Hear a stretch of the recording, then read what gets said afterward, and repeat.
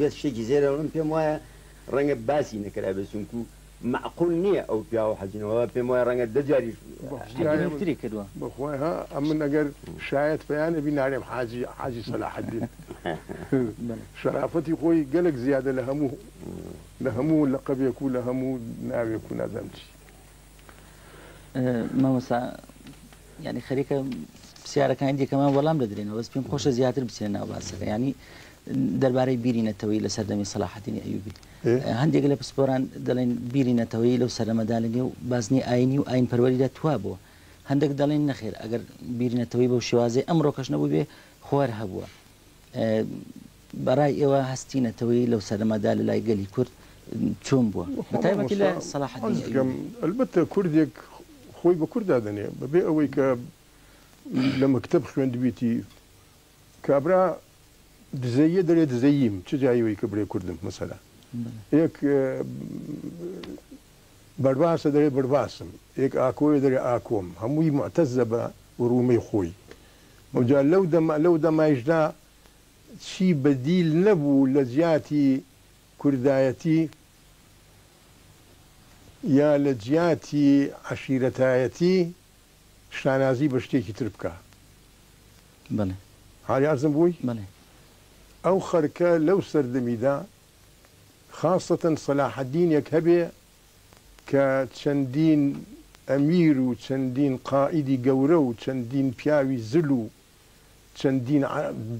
جەیش و ئەو هەموو شتانەی بە ئەترافەوە بێگۆی یا کوردەکە لە بۆ لەو زەمانیدا هەست بەوە نەکا کە کووردە بۆ هەست نەکا بۆ دەبێ هەست نەکا بۆ ئێمە لێرەوە بیانسڕینەوە وەک کوردێکی کە هەست بە کوردایەتی خۆی کردبی بەڵام وە کوێستانەیە برژی و بڕمێ و مزاهرەی لە بۆ بکەی ئەو بەزم و ڕزمانە بە شێوازی و سەردەمە بوو بە شێوازی زمانی خۆی ئەلبەتە سەلاحەدینیش و برایەکانیشی و ئەولادانیشی و جەیشەکەشی و هەمووی هەر کورد نەبووە ئەدی ڕەواق الئەکرادی نەکردەوە لە چ پێ دەڵێن لە میسر لە جامع ئەزهەر ئێوەش هەر شعورێک نییە پێش ئەو هەبوو نەبوو بڵێ پێم خۆشە مامۆستاکەم بێت قسەکەی مامۆستا هەر عینی قسەکانی من دەگرێتەوە کە باسی دەکەم من پێم وایە مەسئلەی نەتەوایەتی یا هەستی نەتەوایەتی هەر لەو ڕۆژێەوە کە خێزان دروست بووە هەستی نەتەوایەتی دروست بووە چونکە یەکەم کۆڵەکەی نەتەوایەتی لە پێش هەموو شتێکدا زمانە باقەت من پێم وایە ئەو لەمای علمی اجتیماع و تفسیراتی حتا مادیش بۆ مەسەلەی تەتەوری مجتەمع و مەراحلی مجتەمع و چی ئەوانە لەوەدا هەموو متفقن کە لە سەرەتای دروستبوونی خێزانەوە ئینتیما دروست بووە ئینتیمای ئینسان بە مەجموعەیە بەشەر و بە مەجموعەیە خەڵکەوە و ئەو ئینتیمایش پێویستی بە ئەداتێک ئالەتێک بووە کە دەری ببڕێ ئەوەیە کە زمانە ئەو زیاد دوای زمانی هەندە عادات و تەقالید و چیوانە پەیدا دەبێ ئەو زیاتدانم منتیقەیەکی جۆگرافی پەیدا دەبێ وردە وردە تەتەور دەکا دێتە مەراحیلەکانی دیکە حتا ئەو علەمای مادی بۆ خۆیان ڕێیان لەسەر ئەوە هەیە کە مەسەلەن لە هەموو مەراحیلەکاندا ئەو فکرە هەیە مادام زمان هەیە مادام جیابوونەوە مادامە کۆمەڵە بەشەرە لەگەڵ کۆمەڵ بەشەرێکی دیگە ناچن ئەوجا بە زمانە بە کەش و ئەو هەوای شوێنەکەیە بە ڕەنگێتی بە عادەت و تەقالیدی بەرچە خۆ بەشەر مەجموعاتی بەشەر یەک جیابوونەتەوە معنایەوە لەوێدا یعنی ماکی شتەکە دروست بووە ئەوجا ئەگەر مەسئلەکە ئەوە بێ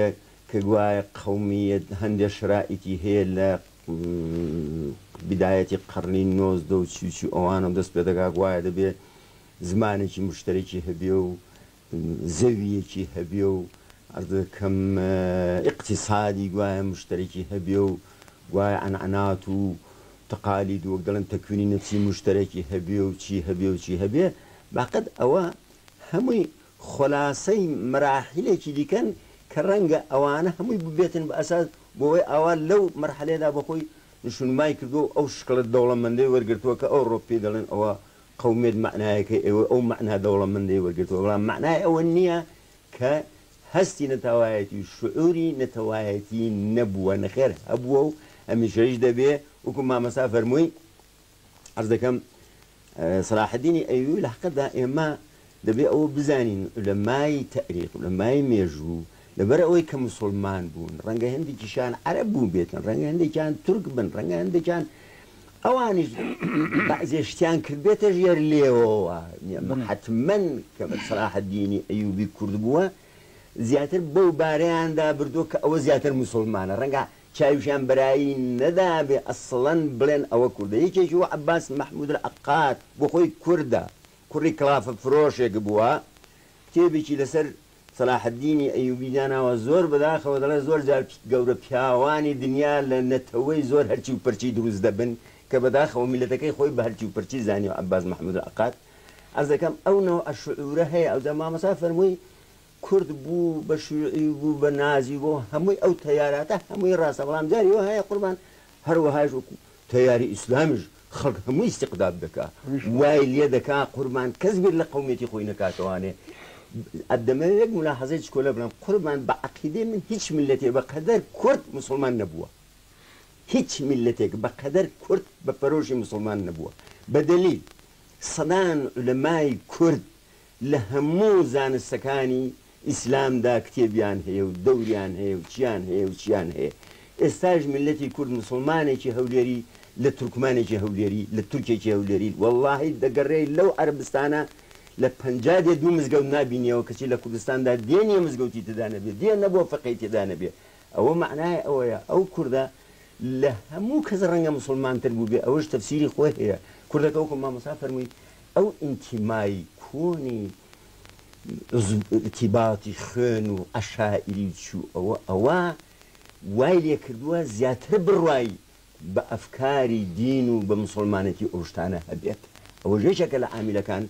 كمراحل تطور ملتي كرد لمراحل تطور ملتي كاين كناتشه مثلا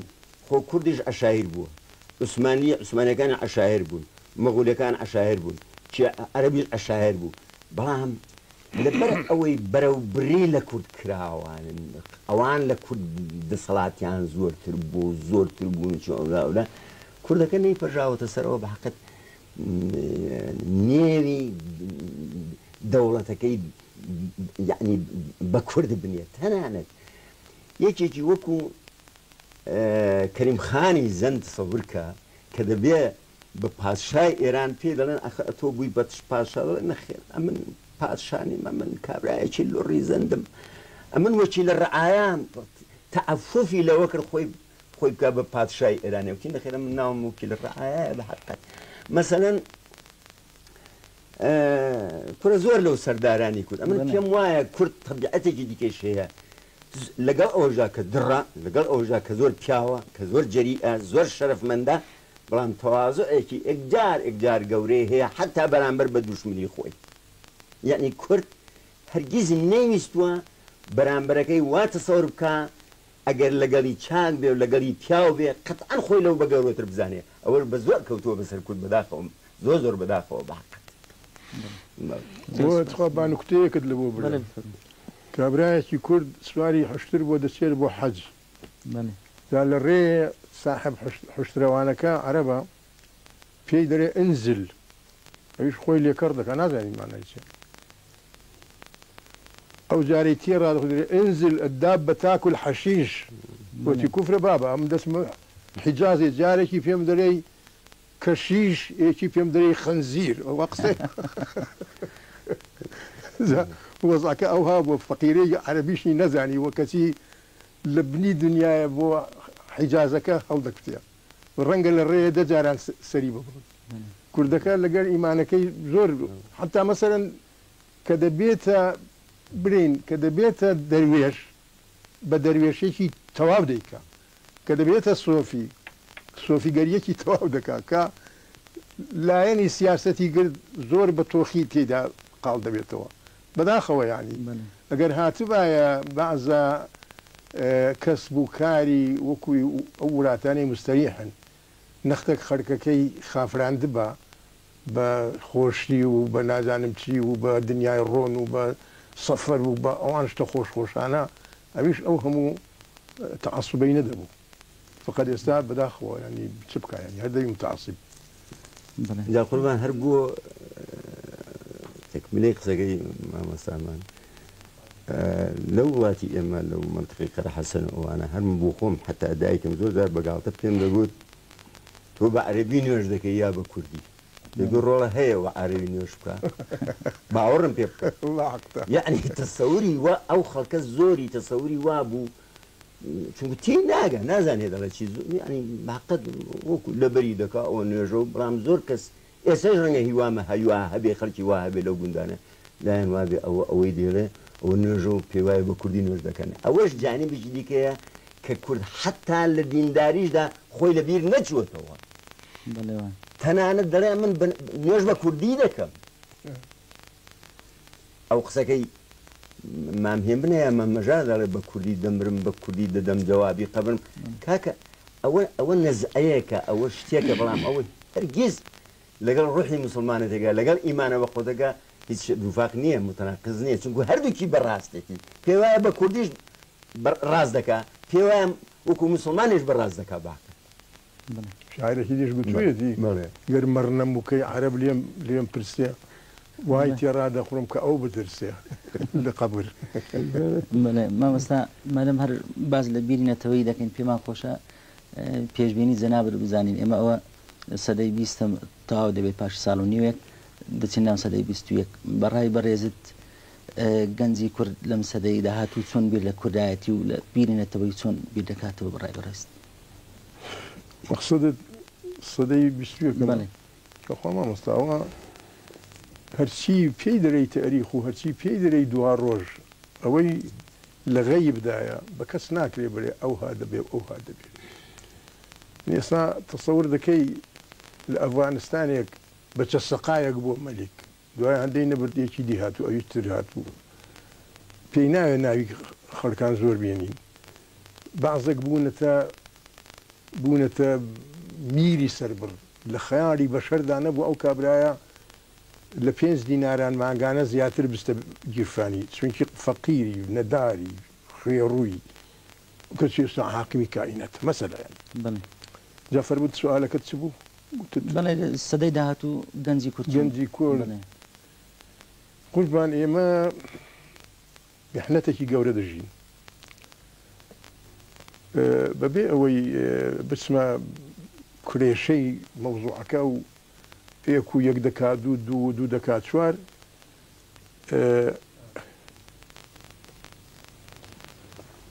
کوردەکە لە ماوەی 2500 ساڵەوە خارجی تاریخ دەژی خارجی تاریخ دەژی قوربان ملاحەزە بفەرموو لەو هەموو کوردستانی پانوبەرین تاکتاکێک نەبێ لەسەر ڕووبارێک پر دروست نەبوو هەر خەڵک کردوویەتی ساجاران کە لە زمانی عوسمانیان پردەکە بوو لە پردێ پردێکیش هەبوو لە ئیبادینان ئەلەو دوو پردە جێشی عوسمانی و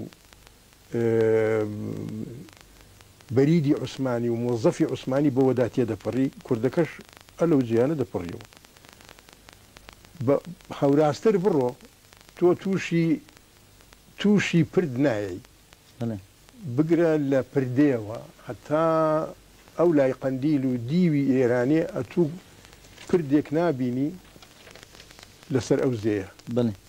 لەوجا تەسەور بفەرموو ئەو دوو زێیە گەورە کە گۆیە ئاو ئاوەدانیە لە حەقیقەتدا هەرێمی کردە سێکردک کردیە سێکردک بادینان سۆران بابان ئەو دوو نەهرە بە زەحمەت دەیهێشت خەڵک بپەڕێتەوە پێش 100 ساڵ پێش 50 ساڵ پێش نازام چی پێش ئەوەی کە حکوومەتی بەغدا حکوومەتی بەغدا دوو بەو ئەو شتانە ڕێک بیەخی دەناتە سەور مەکە لە بەری بابان ئافرەتێکی بەری بابان توانی بێتی لە هیچ حاڵێکیدا لە زێی تەقتەقە پردەیە هەرچی ناوی لە دنەی لەو زێ بپەڕێتەوە بۆ بەری بیتوێن بۆ بەری ڕانیە ڕەنگە لە 100 ساڵیدا دە ئافرەت ئەو بەرەی نەکردبی چونکە ممکن نییە بپەڕێتەوە عالي أرزم بوي بله بله مەگەر لە وەختی کە عەرەب پێی دەرێ سەیهود کەماوی ئەسپێکی زۆر کەحێل ئافرەتەکە یەک دوو کەسی لەگەر لە ئەطرافی سوار بی ئەوجا لە ئاوە کە پەڕێتەوە دەنا ممکن نییە بپەڕێتەوە فەڕێنەوە لەو بەر لە بۆ ئەو بەر ئیستیحالە بۆ وەختی خۆی ئەوجا کە دەرێم 2500 ساڵە خارجی تاریخ دەژی بە خۆڕایی قسە ناکەم ئەوەی کە لە چیسی چوە لە ماوەی 2500 ساڵ ئێک لە نمونونەکانی کە عرض دەکەم دەمەکەی قسەم کرد ئەمن لە هێمنم ئەولیا چەلەبی لە سیاحەتنامەی خۆی دەرێ بەعزە جێی باس کردووە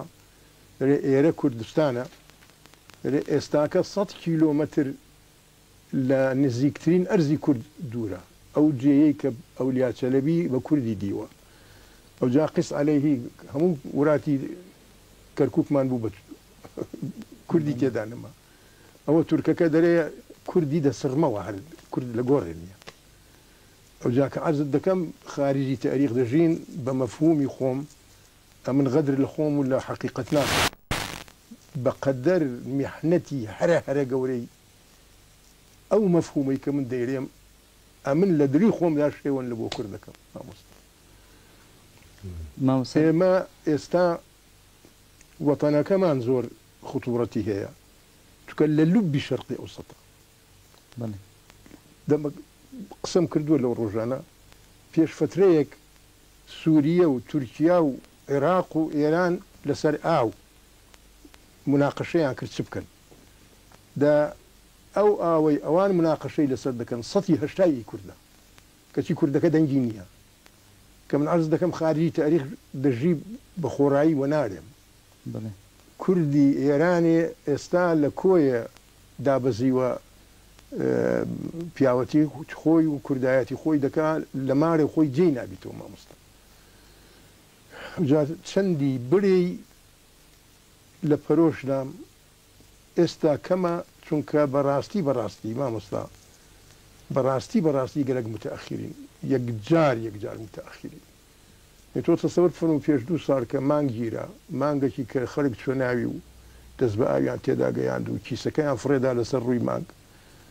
ئەو خەڵکەی کە مانگیان دەرگیرە دەستیان کرد بە شەپڵتە خواردنێ خوا عەفوت کارە خۆ ئەوە ناوی لێ دەلێ چی مامۆستا دەتوانین باس لە هەندێک لەو هۆکارانە بکەین کە بۆتە هۆی دواکەوتووی گەلی کورد قوربان ئەوە دەبێ بگەڕێنەوە تاریخ پێی ناوێرین بە ڕۆژێک و بە 2 ڕۆژ پێم بڕوا بفەرموو بەڵێ ڕاست بفەرموو با شتێکیشت عەرز بکەم بەڵێ شتێکت عەرز بکەم زمانێک ئەمن شخصی خۆم زمانێک زۆرم پێ ناخۆش بوو کە عەشایر ناتوێنەوە ببنە یەک چین ببنە یەک جوون هەر یەکە عەشیرەتە و لە قەپێلکی خۆی دایە و لەگەر ئەوی تر دردۆنگە یاخود نائاشنایە ئێستا لە پاش ئەو هەراهۆریایە بەو ئاخیرەی پەیدا بوو ئێستا عەشیرەتەکە حتا ئەو پیوریتانیزمەی کە جاران لە بینی ڕئیس عەشیرەت هەبوو لەگەر عەشیرەتەکەی ئەوەش نەما ئێستا عەشیرەتەکە لە زیدی ڕئیسەکەیە ئەوەشی یعنی ئەوەش ئەو برایەتیش ئەو باوکو ئەولادەتیش ئەوەش فۆتان لەو هەرای و مەرایە بەو ئاخیرەی تەماع و مەماع و ئەوەی کە ناود بیستێ و دەیزانی لە پێش چاوت ڕۆیشت سیانەتی نییە مامۆستا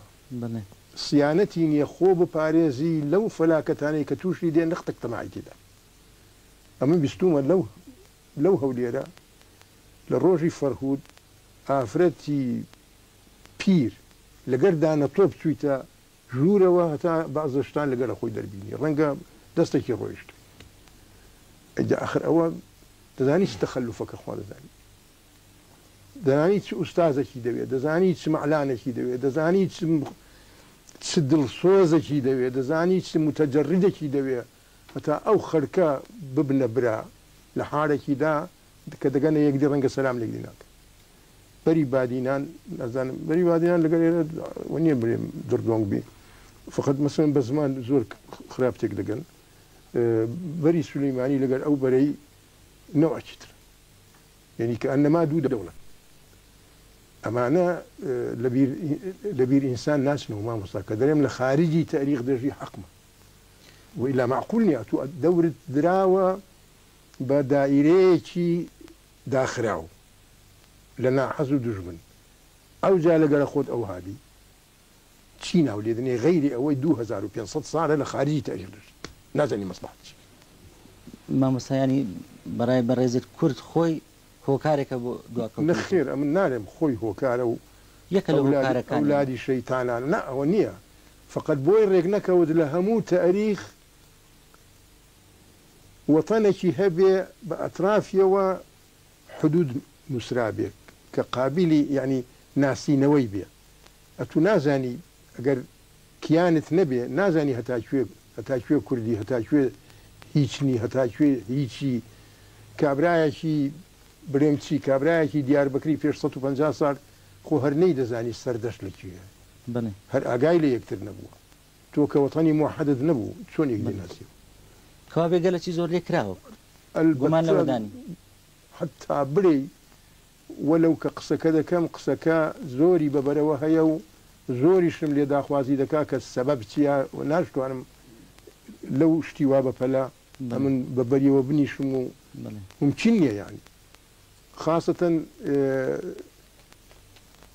تحقیقاتی تاریخی دەوێت ئەو شتانەی بەسەر کووردا هاتووە ئەو بڕۆ لە میدیاوە بیگرەواوەتر هەتا دەگەیە زمانی خۆت دەبێ هەمووی پشکنەوە لە بۆ وایشەکە چونکە ئەوەی بەسەر کووردا هاتووە ئێستان بڕوا ناکەم لە هیچ دنیا شتێکی وهابی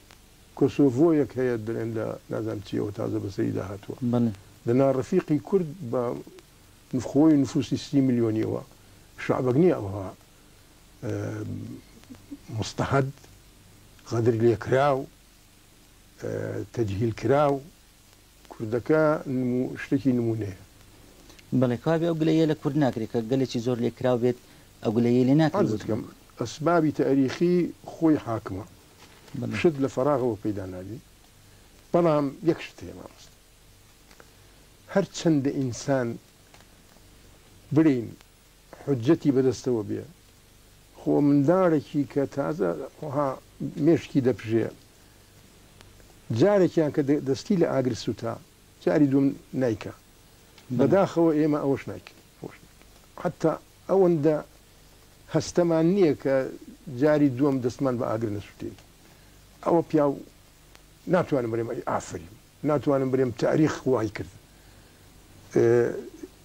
مەسئولیەتێک هەیە لە شعبی کوردی مەسئولیەتێک هەیە لە کوردی کورد مەسئولیەتێک هەیە لە ئەحزابی کورد کە وا دەکەن نەدەبایە وا بکەن ئەوە ئەوی هەرە جاهیلە نەیزانی ئەوی کە دەزانی مامۆستا شکور مستەفا ینی باسمان لە پێشبینی سەدەی داهاتوو کرد من هەندێ ملاحەزاتم عەرز دەکەم من ڕەنگە تۆزێک لەگەڵ کاک مەسعوددا ڕەنگە تۆزێک نەک یعنی دەی بترازێم بەڵام ڕەنگە من لە ڕێگایەکی دیکەوە بۆ مەسەلەکە بچم دوار ڕۆژی کورد و دوار ڕۆژی دنیا هەمووی بەحقەت مەرهونە بە زانست زانستیش ئەوڕۆ بۆ خۆ دەزانی لە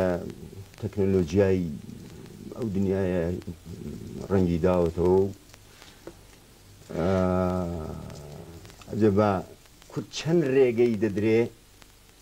بەشدار بێ لە ئوشری معشاریە نازانم لە سەدات لەسەر چەند هەزاری بەشدار بێ لەوەدا ئەوە جوابەکە لەوێدایە من پێم وایە ڕۆژگارێ دێ کورد کەڵکێکی زۆر لە پێشکەوتنی زانست وەرگێ لە پێشکەوتنی تەکنۆلۆژیا وەرگێ و زۆر شتیشی بۆ بکرێ من ڕەشبین نیم لەوەدا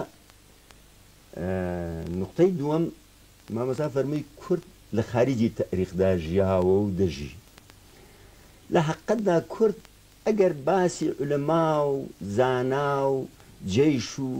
وڵاتگیری و موسڵمانەتی و چی ئەوەی ئەو چەند قەرنە بۆ خەڵکی کردووە بەداخەوە ئەگەر بە ناوی خۆیەوەی کردبە حتمما معنە دەمانگوڵ وڵات چۆتە ناو تاریخەوە کورد هەموو شتێکی کردووە بەڵام تەنها مشکلەکەیەوە چونکو بە ناوی خۆیەوە نەبووە دەوڵەتێکی وای نەبووە کە بە ناوی خۆیەوە تەجلیکە ئەگەر ئەوە لەو ناحیەوە تەماشای بکەین بە حەقەت ئەمن پێم وایە کورد چۆتە ناو تاریخ و ممکنش نییە مجتەمەعێک نەچێتە ناو تاریخەوە بشکل ئەو ئاخر بە هەر ڕەنگێک بێن هەموو ملەتێک لە نێو تاریخدایە بەڵام چەندی بە ناوی خۆیەوە کردووە و چەند دەرەجەی مساهمە ئەو حەزارەتی دنیای هەموو بەشەریەت ئەوە بەرهەمی هەموو بەشەریەتە لە دنیادا ئەودا دێتە سەر ئەوە ئەرز دەکەم سەلاح الدینی ئەیوب بۆ خۆی یەکێکە لە بەشدارانی حەزارەت صلاح الدین ئەیوبی یەکێکە لەوانەیە کە چۆتە ناو تاریخەوە صلاح الدین ئەیوبی یەکێکە لەوانەیە کە میلەتی کوردی خستەوتە ناو تاریخەوە هەر بۆش افتیخاری پێوە دەکەین و اعتزازی پێوە دەکەین ئەوە لەو مەیدانەدا ئەما ئەتۆ بێی بڵێ وەڵڵاهی کوردستان هەروە دواکەوتۆ پردێک نییە ئەوەیەک نییە میلەتەکە ئەوهایە هەستی شعوری بەواجبی کەمە داوای حەقی خۆی بەڕێک و پێکی ناکە و چی و چی و چیەوە بەڵێ ڕەگەڵ مامۆسادام لە حەقەتدا لەوێوە ڕەنگە کورد زۆر بێ ئاگایە هێشتان لە چاو میلەتەکانی دیکە ئەوجا مایە شتێکی دیکە قوربان ئەمە پێم وایە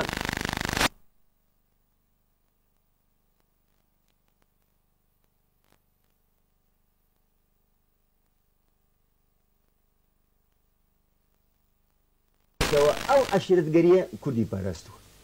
بە نمونە جارێکیان لەو شقڵاوە لە ساڵی 1970 بوو لەگەڵ کاگ ئەونی یوسف ڕەحمەتی کوڕەکوتی ئەو ئاغایانە و نازانم چی ئەولا گوتم باشە کاگ ئەونی پێدوانیە دیوەخانی ئاغایەک ئەوڕۆ لەو وڵاتەدا کوردایەتی باشتر دەپارێزێ ئەنعەناتمان تەقالیدمان فۆلکلۆرمان چی یا منەزەمەیەکی نازانم چی بە عەرەبکردنی بەغدا وڵاهی ڕاست دەکەیت ئەوە یەکێکە لەو میسالانەی تەسەوور کە یعنی من پێم وایە هەموو شتێ دوو ڕووی هەیە دووسێ هەیە پێم وایە عەشیرەتگەری لە زۆر شتدا کوردی پاراستووە عەرز دەکەم هەر ئێمە وا نەبووین قوربان تۆ پێ وایە عەرەب 40 دەوڵەتی هەیە نازانم 20 دەوڵەتی هەیە بەڵێ ڕەنگە ئێمە خۆ پێمان خۆش وەڵاهی ئەوجا ئینگلیز دەیکردین شەیتان دەیکردین ڕووس دەیکردین ئەمریکا وەڵاهی مەمنون دەبووین ئێمەش دەوڵەتێکمانمە بەڵام پێ وا نەبێ ئەگەر ئێمەش دەوڵەتمان هەبووە بە شکری ئەوان وەکو ئەوان ئێستاش هاوار من هەر لێ هەڵدەستا ڕازی نەدەبووین دەماگون نەخێر ئەوە دەبێ وابین و وابین و وابین ئەمن پێم وایە یعنی خەڵکی دنیای دیکەش ئەوەی هەیە ئێستا بڕۆ ئەوروپا بازی عەرەب دەکەی عەرەب چییە ئێمە نەبوونە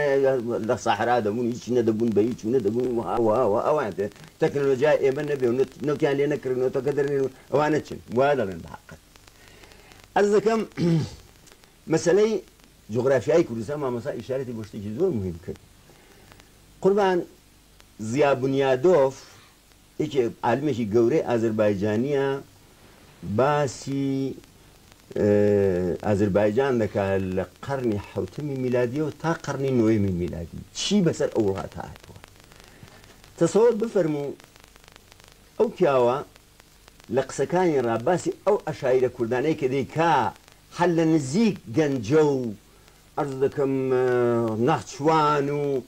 سوزانم تەورێز و کێ ئەوانە یعنی ئەتۆ ئەگەر بێی بە پێ ئەو معلوماتی ئەوە خەریتێ کێشی باوەڕ بفەرموون نە ئەرمەنستان دیارە و نە ئازەربایجان دیارە بە پێی کتێ ئەو کتێبە ئەو پیاوە ئەوە یەک قوربان ئەولیا چەلەبی کوردستان دەگەێنێتە سەر خەلیجی فارس عەرز دەکەم مەحموودی کاشغەری لە قەرنی چوارەمی عەباسیدا لە زمانی موعتەمیددا تورک و تورکمان ئەوەندە زۆر دەبنەوە لە عێراقێ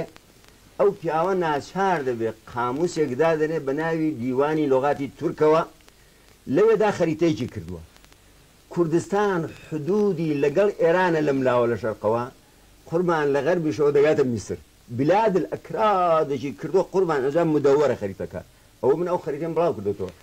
کوردستان تەسەووەر کە حدودی لە میسر دەگەڕێتەوە ئەوە حدودی کوردستان بووە قوربان مایەوە مەسئلەی وتە گەنجەکان لاوەکان دوای 2000ەوە نییە ئەوە مەجەلەیەک دەردەچوو لە تورکیا نێوی بەرەو 2000 بوو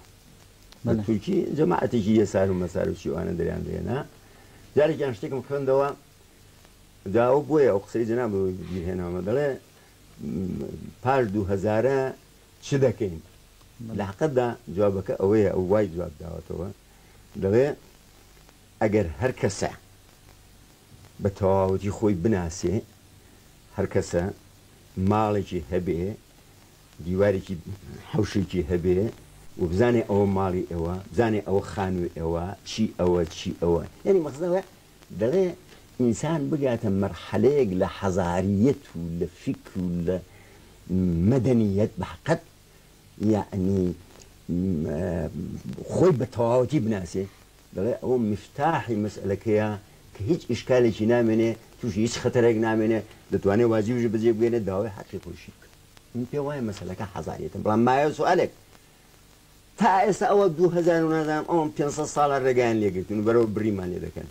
بەڵام من پێم وایە ئەگەر 2000 ساڵ لەوە پێش بەرەو بریان لێکرد بێتین بە سوزانم بە شیر و بە تیر و بە نازانم وشتر و بە فیل و چی ئەولا و ڕەنگە ئەو ڕۆژ سوان بە تەکنۆلۆژیا و بەچی ئەولا بەڵام خۆشبەختانە ئەو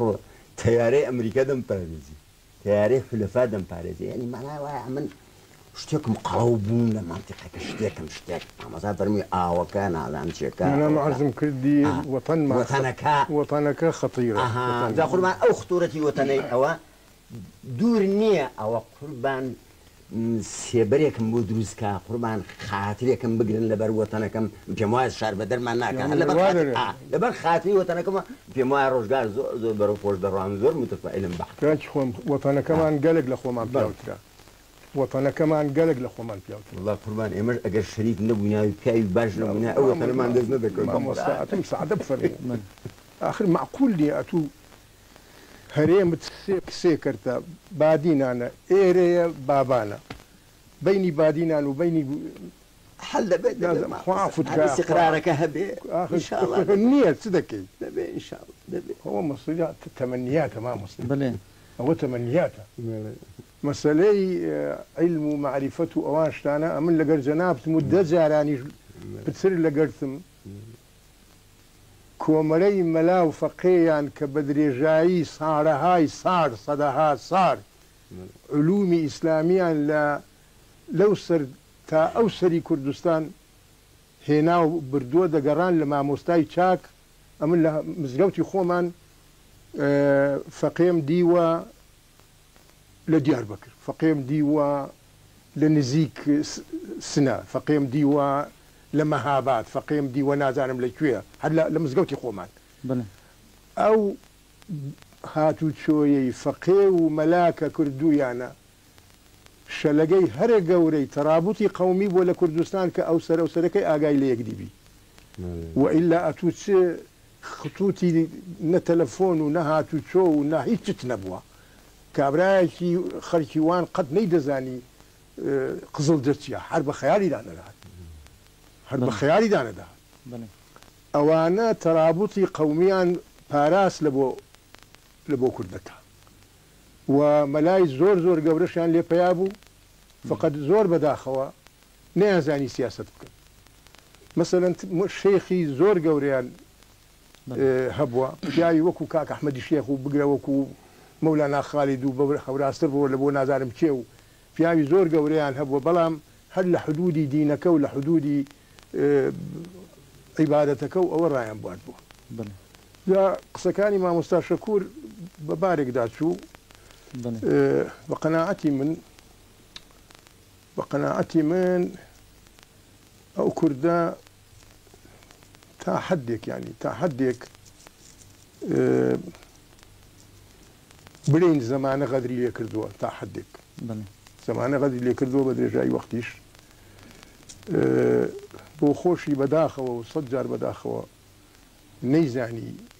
لقر خوي بياوشاك به ما مساجان كمان باسم لا بيجبيني تانك السديد هاتو يعني ما بس نوع جناب دفرمي ما 2500 سال لا دروي ميجو دشين باشا إما لسديد هاتو بيجبر شيء جيان بردوامه إما تسيب كين باشا بقول بلاني كم خومان ببارزين أسر خاك خومان جاء آخر دتوي حكمة تكلم من ورقري كده صلاة منيا ياخذ دتوي مصدري أوجي نامزد بكين كلا دستي دايا شتي تشاك بكا وشتي خراب بكا ايوا كورونا كبيره يعني بيجبيني تانسي او بيجبيني ايا دكرينا كري او شتي ديكيه بس بو كورونا كبيره ايوا تشوني دبين حاله كرد استاكا ما مستوى سيبكات باشا با شتيك برين اوي بقناعتي من اوي بيجبيني بكا تاريخ مگر چۆن هادەنا ناپێچێ ڕێیەکەی ناپێچێ با میسالێکت عەرزکەم فەیلسوفێک لە فەیلسوفەکان دەرێ دەتوانی تۆ هەتا ملیۆنێک ساڵ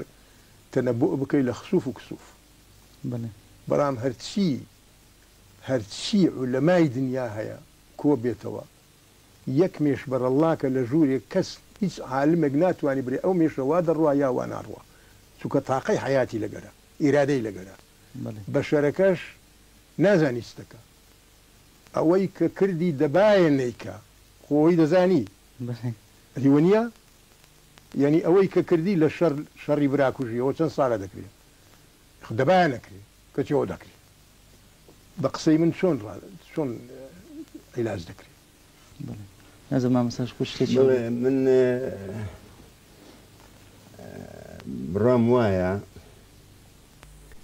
مامۆستا ئیشارەتی فەرموو ئێمە هێندی جار تەحلیلات و ضرب و تەرح و ئەوانە دەکەین بۆ ینی دوا ڕۆژ و چۆن دەبێ و چۆن نابێ ئەوە جاری وهەیە شتەکە زیاتر تەئەمولیە یعنی بۆ خۆمان جاری وایە ئینسانەکە ینی بە تەئەمولات زۆر شت کەشف دەکا بە حەق مامۆستا گەورەمان هیچێکە لەوانە کە بە حەقەت زۆر جار بە تەئەمولات دەگاتە شتیوا کە ڕەنگە هیچێکیکو من بە پەنجا نازانم ساڵیش خوێندنەوە ڕەنگە نەگەم ئەوە هەیە ناو متەسەویفەی گەورە هەیە عولەمای گەورە هەیە مختەرعی گەورە هەیە بەڵام شتێکی دیکەش هەیە کە تەحلیلات لەسەر مەعلومات دەکرێت ئەتۆ وەکو جەبر و مخابەلە وەکو ڕیاضیات ئەگەر دوو معلومت بوو ڕەنگە مەجهولێکی پێ حەلکەی ئەو معلومەکە لەکن ئەوانەیە کە قەرار دەدەن چێش قەرار دەدا ئەوڕۆ ئەوەی کە سەروەتی لە هەموو دنیا زیاترە تەکنۆلۆژیای لە هەموو دنیا پێشکەوتوترە چییە چۆ با بڵێن ئەمریکا با بڵێن ئەمریکا ئەوروپا لاقەتدا من پێم وایە معلوماتەکان لەکن من و تۆ ئەمرو زەید نەبێ ڕەنگە بەڵام قەت باوەڕ ناکەمە ژیۆ کاک مەسعود بارزانی وەکو من دێ حتمما ئەو هەندێک شت دەزانێ من نایزانم قەت ممکنیش نییە نەیزانێ بەڵام شتێ لە سەداسەد بزانێ بەڵام هەندێک شت دەزانێ من نایزانم ڕەنگە مامجلالیش هەندێک شت بزانێ کە خەڵکی دیکە نەیزانێ کەوا بوو هەندێ معلومات هەیە بەڵام لەکن من نییە لەکن ئەو خەڵکە نییە لەکن سەرۆکە ئەوە یەکێکە لەو شتانەی کە دڵخۆشکەرە چونکو ئەو معلوماتەی لکن ئەوە حتمما دڵی ئەویشی خۆش کردووە حتمما ئەوش حسابێکی بۆ دەکە دەنا ئەو دام و دەستگا و بەزم و ڕزمە چۆنی بەڕێوە دەچێت بەڕاستی ئێمە ڕاستە سوزانم وەزعەکەمان ئاوایە ئەوهایە بەڵام باوەڕ بفەرم لەگەڵ هەموو ئەوەیەکدا وڵی لە بەغدا خۆشترە هەودێ وڵی سەدقاتی بەغدا باشترە وڵی سەدقاتی شام خۆشتە حەقەتە نازانم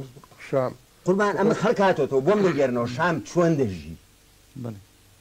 لە بێروت خەڵک چۆن دەژی لە ئەستەمبوڵ خەڵک چۆن دەژی عەرز دەکەم دەمەوێت ئەوە بڵێم